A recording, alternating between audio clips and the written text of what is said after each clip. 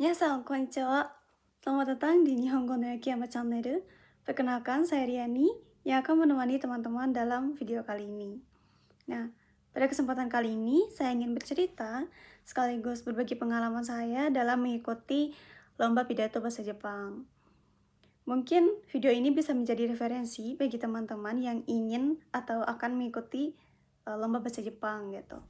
Sebelumnya saya mengikuti lomba pidato bahasa Jepang itu dari SMA sampai sekarang menjadi mahasiswa.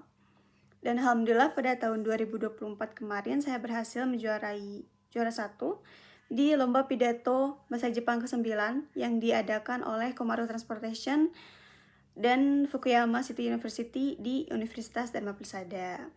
Nah, lomba ini tuh sebenarnya rutin secara tiap tahun ya diadakan. Jadi bagi teman-teman yang berminat dalam pidato bahasa Jepang bisa mengikuti lomba yang sama gitu pada tahun ini. Oke, bicara tentang lomba pidato bahasa Jepang, pasti inti dari lombanya itu adalah naskah pidato itu sendiri gitu. Nah, kebetulan waktu itu saya mendapat tema kotsu atau lalu lintas, dan sepertinya lomba ini tuh, lomba yang saya ikuti pada tahun 2024 itu tuh menggunakan tema yang sama gitu. Selalu tiap tahun tema yang sama yaitu kotsu. Jadi teman-teman yang berminat ikut bisa menyiapkan naskah dengan tema yang sama untuk tahun sekarang gitu. Nah, ketika memilih topik, saya mencoba untuk mencari hal-hal yang dekat dengan saya dulu gitu. Karena lombanya lalu lintas dan kebetulan waktu itu saya ada keresahan mengenai trotoar ya yang ada di sekitar tempat tinggal saya. Jadi saya pikir ini ada hubungannya dengan saya gitu ya yang kurang suka berjalan kaki gitu, dan mungkin dari teman-teman juga ada kali ya yang kayak malas gitu untuk berjalan kaki. Jadi saya mencoba memilih topik ini untuk diangkat dalam pidato saya, dan teman-teman juga mungkin bisa mencoba hal yang sama ya, dimana teman-teman dalam memilih topik tuh mengamati lingkungan terlebih dahulu, apa sih yang dekat dengan kita gitu, mengambil hal yang mungkin teman-teman rasakan atau yang teman-teman sering lihat gitu ya, atau mungkin boleh juga yang teman-teman minati gitu ya. Lalu setelah itu, setelah saya mendapatkan topiknya, sebelum saya mencari informasi ke internet dan punya informasi di mana-mana, saya biasanya selalu menuliskan pendapat pribadi saya dulu gitu di naskahnya. Misalnya, kenapa sih orang Indonesia tuh jarang yang suka jalan kaki? Kenapa sih teman-teman saya tuh banyak yang lebih menggunakan kendaraan pribadi gitu? Nah, dari sana saya bisa membentuk poin-poinnya. Dari poin-poin tersebut, saya uraikan satu persatu sesuai pandangan saya gitu terhadap permasalahan tersebut. Di dalamnya juga beberapa saya memasukkan pengalaman pribadi, karena untuk menunjukkan bahwa masalah hal itu tuh dekat gitu ya dengan kita. Sesuatu yang kita rasakan, sesuatu yang kita lihat dan ternyata kita alami juga gitu. Setelah semua pendapatnya masuk, dari sanalah barulah saya mencari data dari sumber lain yang dapat mendukung argumen yang telah saya tulis. Nah, dalam masukkan data ini tuh cukup penting ya minasang, terutama dalam lomba pidato tingkat mahasiswa, karena apapun yang kita sampaikan itu harus memiliki dasar ya teman-teman. Dan pada dasarnya pidato itu persuasif ya, mengajak orang-orang. Jadi kita harus membuat orang-orang tuh percaya gitu pada apa yang kita sampaikan gitu ya. Dan saya juga menambahkan beberapa solusi yang saya masukkan di akhir naskahnya. Apa sih yang bisa saya tawarkan terhadap masalah yang saya angkat gitu. Nah, setelah naskah selesai, selanjutnya adalah latihan. Latihan sebanyak mungkin. Saya membaca naskahnya berulang kali, saya mencoba simulasi, tampil di depan kaca, bahkan di depan teman-teman saya. Saya juga melatih intonasinya bagaimana, lalu pemenggalan kalimatnya bagaimana, dan gestur serta eye contact bersama audiens gitu ya. Itu penting karena dengan begitu pidato yang kita sampaikan tuh bisa lebih tersampaikan ke penonton dan juri gitu. Dan sebenarnya teman-teman, dalam berpidato itu kita hanya perlu jujur saja. Kalau misalnya teman-teman merasakan sulit ya bilang sulit, kalau misalnya teman-teman merasakan senang ya tunjukkan ekspresi senangnya, kalau misalnya sedih juga perlihatkan kesedihannya, sehingga emosi yang teman-teman masukkan ke pidatonya tuh bisa tersampaikan dengan jelas gitu. Lalu ketika tampil, saya naik panggung, pastinya gugup ya, pastinya takut gitu.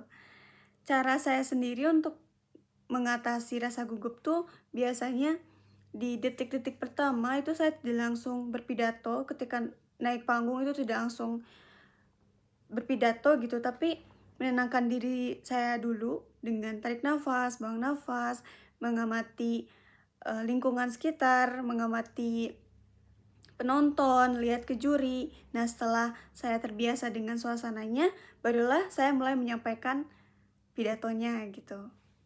Nah, dalam lomba pidato bahasa Jepang, teman-teman, biasanya ada sesi tanya jawab dari juri, tentunya menggunakan bahasa Jepang. Dan pertanyaannya tuh tidak jauh dari isi pidato sebenarnya, terutama tentang pendapat pribadi dan tindakan nyata apa sih yang bisa kita lakukan untuk orang lain gitu, untuk masalah tersebut gitu. Di sesi tanya jawab ini sebenarnya perlu dilatih juga, karena kemungkinan kalau kita hoki ya, pertanyaan yang kita latihkan tuh bisa ternyata ditanyakan gitu oleh juri, sehingga kita bisa mempersiapkan jawabannya dengan lebih baik dan bisa menjawabnya dengan percaya diri. Nah, terakhir ya minasang, saya titip kepada minasang yang masih ragu, yang masih takut, yang masih bingung mungkin untuk mengikuti lomba pidato bahasa Jepang ini. Ayo kita nikmati rasa takut itu, ayo kita nikmati kebingungan itu, karena mending kita menyesal karena mencoba daripada menyesal ketika kita tidak mencoba gitu.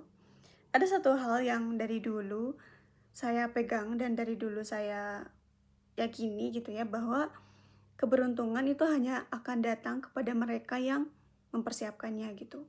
Kalau misalnya dulu saya tidak mau mencoba, kalau misalnya saya dulu tidak memupuk kekalahan-kekalahan gitu ya, tentunya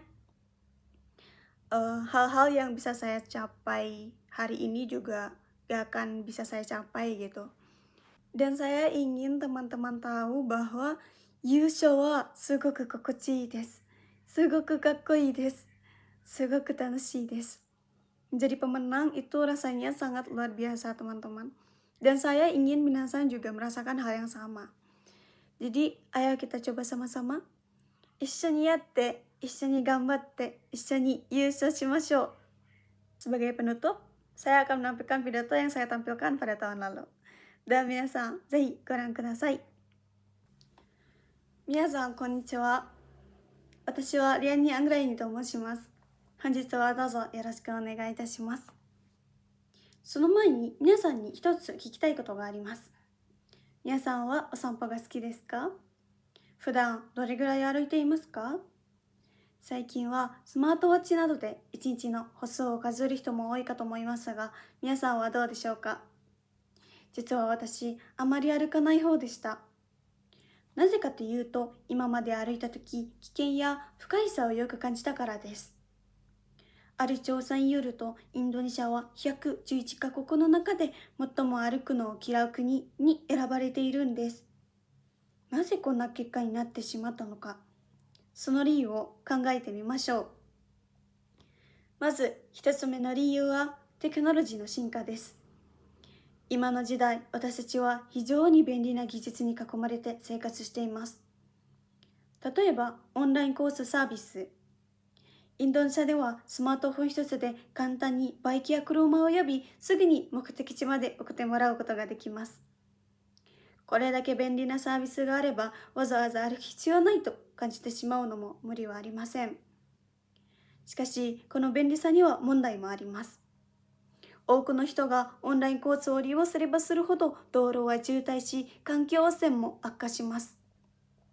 皆さんも渋滞で進まない道路や増えていく排気ガスの匂いを感じたことがあるのではないでしょうか。実はこの問題は公共交通機関を利用すれば解決できると思われますが、公共交通機関はインドネシアの人々にはあまり人気がありません。料金は安いですが、時間通りに運行しないことが多く、急いでいる時には頼りにくいのも一つの理由です。例えば、インドネシアにはアンコットという乗り物があります。